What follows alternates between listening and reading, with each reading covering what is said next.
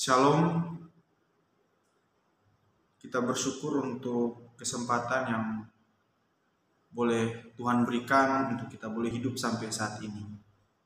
Dan pada kesempatan ini kita akan belajar daripada firman Tuhan yang kita akan baca dari kitab Filipi. Namun sebelumnya, mari kita menghadap Tuhan di dalam doa. Kita berdoa. Ya Tuhan, Allah Bapa kami yang bertahta dalam kerajaan surga, terima kasih untuk kasih-Mu. Kami bersyukur karena Kau sangat baik, ya Tuhan. Saat ini kami akan merenungkan firman-Mu. Berkati firman-Mu nih Tuhan, agar boleh menguatkan kehidupan kami, agar kami terus menjadi pribadi-pribadi yang boleh bersuka cita. Ini doa kami Bapa, di dalam nama Tuhan Yesus kami berdoa. Amin. Saudara-saudaraku yang terkasih dalam Tuhan Yesus Kristus, mari kita membaca firman Tuhan dari Filipi 4 ayatnya yang keempat. Filipi pasal 4 ayat 4. Demikian bunyi firman Tuhan. Bersukacitalah senantiasa dalam Tuhan. Sekali lagi kukatakan, bersukacitalah. Saudara-saudaraku sekalian yang diberkati oleh Tuhan, tema renungan kita pada kesempatan ini adalah bersukacita di dalam Tuhan. Sekali lagi temanya adalah bersukacita di dalam Tuhan. Dalam Alkitab, sukacita itu lebih dari sekedar emosi atau lebih dari sekedar mengekspresikan emosi kita. Sukacita adalah perasaan bahagia bercampur dengan perasaan diberkati. Jadi bersukacita itu bukan hanya sekedar ekspresi karena kita merasakan sesuatu yang menggembirakan hati kita, tetapi lebih daripada itu karena kehidupan kita diberkati oleh Tuhan. Itulah yang dialami oleh Paulus yang menulis surat kepada jemaat di Filipi. Dan kalau kita melihat dalam konteks bacaan kita di sini, berbicara mengenai nasihat terakhir daripada Paulus kepada jemaat di Filipi. Paulus mau bahwa sukacita itu menjadi kualitas hidup atau menjadi watak yang mencerminkan kehidupan kekristenan di Filipi. Itulah yang diharapkan oleh Paulus kepada jemaat di Filipi, dan tentu hal itu pula yang diharapkan terjadi dalam kehidupan kita. Bahwa kehidupan kita selalu ada dalam sukacita. Saudara-saudaraku sekalian yang terkasih, sukacita itu harus menjadi kualitas hidup kita, gaya hidup kita. Dan kita belajar dari hambanya, yaitu Paulus. Ketika Paulus menuliskan surat kepada jemaat di Filipi, surat kepada jemaat di Filipi ini dia tulis dari dalam penjara. Nah, kalau kita berbicara mengenai penjara, saudara-saudara, sudah pasti seharusnya itu penuh dengan kesedihan, dengan keputusasaan, kekecewaan. Tetapi malah Paulus menuliskan dengan penuh sukacita nasihat ini. Nasihat untuk terus bersukacita, dia tuliskan dengan sukacita pula. Ini adalah kualitas hidup seorang Paulus. Bahwa meskipun penjara membelenggu dia, tetapi tidak menyurutkan sukacitanya. Kenapa Paulus bisa bersukacita? Karena dia sadar, dia beriman bahwa dia adalah milik Tuhan. Dia adalah anak Tuhan. Kata sukacita ditulis sebanyak 16 kali di surat Filipi. Bersukacitalah, sukacita itu ditulis atau diungkapkan berulang-ulang oleh Paulus. Apa yang menjadi rahasia daripada Paulus sehingga dia terus bersukacita dalam hidupnya, bahkan meskipun dia harus berada dalam suatu situasi yang membuatnya putus asa, kecewa, tapi kok bisa tetap bersuka cita? Kita bisa melihat di sini bahwa alasan daripada Paulus dia tetap bersuka cita karena dia mengimani bahwa dia adalah milik daripada Tuhan Yesus Kristus. Kehidupan yang dia jalani oleh Paulus semuanya dipantau, semuanya terjadi atas izin Tuhan, sehingga dia tetap bersuka cita. Saudara-saudara sekalian, alasan daripada Paulus bersuka cita karena dia adalah milik Kristus itu bukan suatu hal yang terjadi dengan instan, suatu hal yang terjadi begitu saja. Tapi untuk Paulus menjadi milik Kristus, caranya sungguh luar biasa. Yesus Kristus telah menebusnya dengan darah yang tak ternilai harganya, dan Yesus telah melunasi hutang dosanya. Dan juga Kristus telah melepaskan Paulus dari kuasa iblis, dari kuasa maut. Kemudian dia berubah menjadi milik Kristus, sehingga pada akhirnya itu menjadi dasar daripada Paulus untuk dia bersuka cita.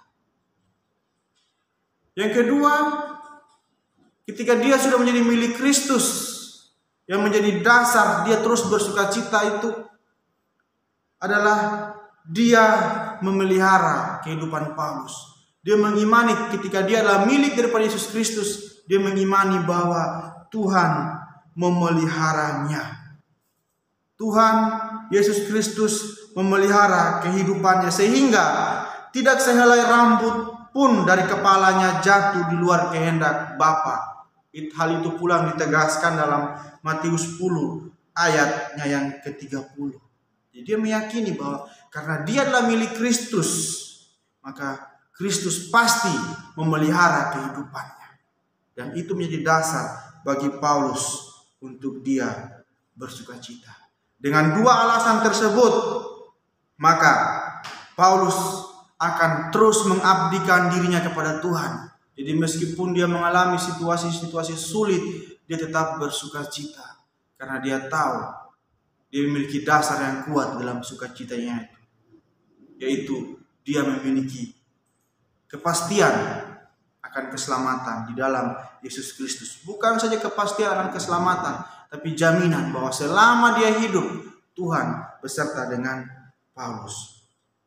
Itu pula saudara-saudaraku sekalian yang menjadi dasar daripada Paulus, sehingga dalam Kisah Para Rasul 20 ayat 24 dia katakan, tetapi aku tidak menghiraukan nyawaku sedikit pun, asal saja aku dapat mencapai garis akhir dan menyelesaikan pelayanan yang ditugaskan oleh Tuhan Yesus kepadaku untuk memberi kesaksian tentang Injil kasih karunia Allah.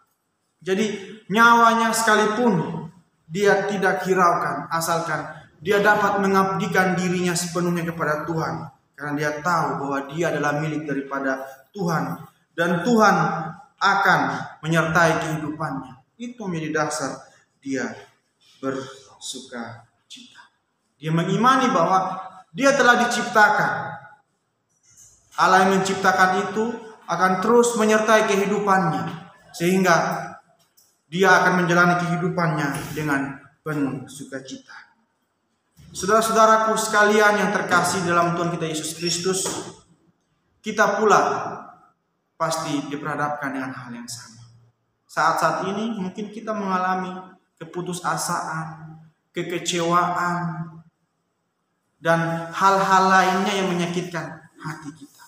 Apakah itu harus menjadi landasan atau dasar untuk kita kehilangan sukacita? Seharusnya tidak. Karena kalau kita lihat dari definisi sukacita itu sendiri, bukan hanya sekedar perasaan bahagia, tapi perasaan diberkati. Saya percaya bahwa kehidupan kita sudah diberkati oleh Tuhan. Karena itu, marilah kita terus berserah kepada Tuhan. Kita mengimani bahwa Tuhan menyertai kita di dalam pemeliharaannya. Kita adalah miliknya, sehingga kita tidak takut atas apapun yang terjadi dalam kehidupan kita. Saat-saat ini mungkin kita letih lesu, berbeban berat, Mungkin kita bilang, saya tidak sanggup lagi menjalani kehidupan saya. Hal itu adalah hal yang dialami oleh orang yang kehilangan pengharapan. Kita masih terus memiliki pengharapan di dalam Tuhan. Karena itu saudara-saudara, imanilah bahwa kita adalah milik daripada Yesus Kristus. Karena kita adalah miliknya, maka Dia pasti akan menyertai kehidupan kita. Dia akan memelihara kehidupan kita, baik untuk kebutuhan jasmani kita maupun untuk kebutuhan jiwa kita, yaitu keselamatan kita. Dia menjamin itu. Kalau saat-saat ini mungkin kita merasakan letih, lesu, berbeban berat, ingat apa yang Yesus katakan. Mari kita baca bersama-sama dalam Matius 11 ayatnya ke-28. Matius 11 ayatnya ke-28 berkata, "Marilah kepadaku semua yang letih lesu dan berbeban berat, aku akan memberi kelegaan kepadamu." Ini adalah ajakan juru selamat. Jadi kita mungkin berada dalam situasi yang membuat kita putus asa, ingat, Yesus itu ada buat kita. Mari kita datang kepadanya, kita berserah kepadanya, karena Dia tidak akan pernah mengecewakan kita. Di dalam terjemahan lama dikatakan, "Aku akan memberikan sentosa kepadamu." Artinya Tuhan akan memberikan kita kedamaian.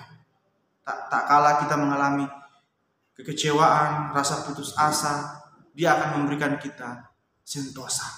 Jadi mari kita datang kepadanya, juru selamat kita yang satu-satunya, yang menjamin kehidupan kita, yang menjamin untuk menyertai kita.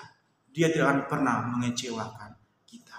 Karena itu kita harus selalu bersuka cita dalam hidup ini. Karena jaminan kita yaitu Yesus Kristus adalah Allah yang pasti menyertai kita. Dia menjamin untuk memelihara kita. Karena itu kita tidak perlu khawatir sedikit pun. Demikian firman Tuhan yang boleh kita renungkan pada kesempatan ini. Kiranya kita terus menjadikan sukacita itu sebagai kualitas hidup kita, watak kita, agar kita terus menjalani hidup kita dengan penuh pengharapan. Mari kita berdoa. Ya Tuhan, Allah Bapa kami yang bertahta dalam kerajaan surga, terima kasih untuk firman-Mu yang telah kami renungkan bersama-sama. Berkati firman-Mu ini, biarlah kehidupan kami terus dipenuhi dengan sukacita, dan kami terus mengimani bahwa Engkau telah menjamin kehidupan kami yang penuh dengan sukacita, Tuhan. Jikalau Engkau dapati kami dalam keputusasaan, hilang pengharapan, ingatkanlah kami, sadarkanlah kami bahwa kami memiliki Engkau, juru selamat kami yang setia. Terima kasih Tuhan, pimpin kami. Saat ini kami berdoa bagi bangsa dan negara kami. Engkau memberkati bangsa dan negara kami ini Tuhan. Biarlah bangsa kami ini terus berada dalam keadaan damai. Berkati setiap pemimpin-pemimpin kami. Beri mereka hikmat-Mu agar boleh terus memimpin bangsa kami dengan baik. Dan biarlah bangsa kami ini boleh mencerminkan kemuliaan bagi nama-Mu Tuhan. Pimpinlah kami terus Bapa, ini doa kami. Kami panjatkan doa ini di dalam nama Tuhan kami Yesus Kristus. Amin. Demikian saudara-saudara renungan kita. Tuhan Yesus memberkati kita semua.